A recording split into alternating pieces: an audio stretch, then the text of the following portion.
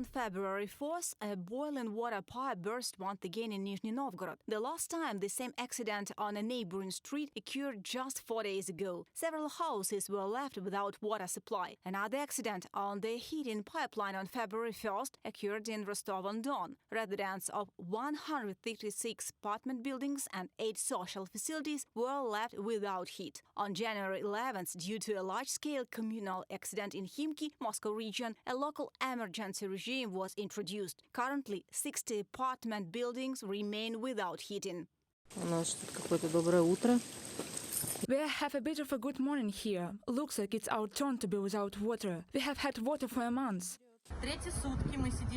It's our third day without heat and hot water, and while the head of the city meteorology reports to the residents that heat is now in every house, there are no more than 10 degrees Celsius in our flats. Since the beginning of 2024, there has been a record number of communal accidents in Russia. Hundreds of thousands of Russians were left without heating and hot water in freezing temperatures. This happened in the town of Lutrakino with 60,000 residents, in the city of Lipetsk with 500,000 population, and in the city with over 1 million residents, Novosibirsk. Meanwhile, people in Podolsk received bills for housing and communal services despite being left without heat. One of the local residents complained that in January, the fee for heating increased by 5 times compared to December 2023. The bill for heating alone was 4,500 rubles, although the women barely had any heat in the apartment due to constant communal accidents.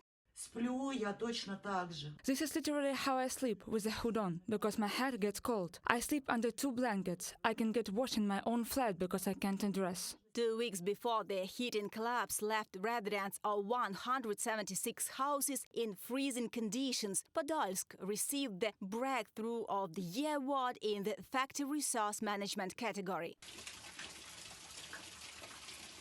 In 2023, according to Putin's statement, 3,037 billion rubles were allocated for the modernization of the housing and utility system. Meanwhile, according to experts' calculations, the Kremlin spent 2 trillion rubles on rocket attacks on Ukraine, which is 6 times more than on communal services. The Russian government is pulling money out of the civilian sector for the war. The Russian government cut all possible spendings. Housing and utility spendings are being reduced because Russian authorities don't care about any of that. What's the idea? To figure it out somehow. That's why I expected a chain reaction of catastrophes to start somewhere in 2026. But as you see, it started earlier. Igor Lipstitz, Russian economist, in an interview with NV. Despite critical conditions and a string of accidents, Russian authorities are planning to reduce spendings on housing and communal services. According to the Russian budget for 2024-2026, the financing of the utility sector will decrease by over 2 times. Reported by Anna Nichenko, Natalia Husak, Volodymyr Stenhelov, UATV News.